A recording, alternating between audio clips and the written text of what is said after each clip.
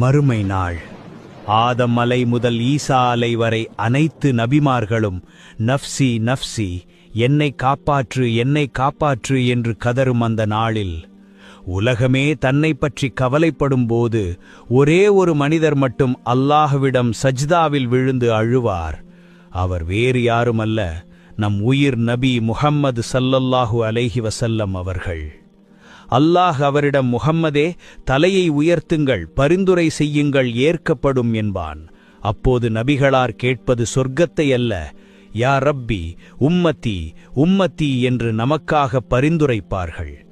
பாவம் செய்தவர்களுக்கும் என் பரிந்துரை உண்டு என்றார்கள் நபிகளார்.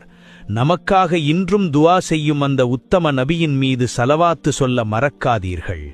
இந்த தகவலை மற்றவர்களுக்கும் பகிருங்கள்.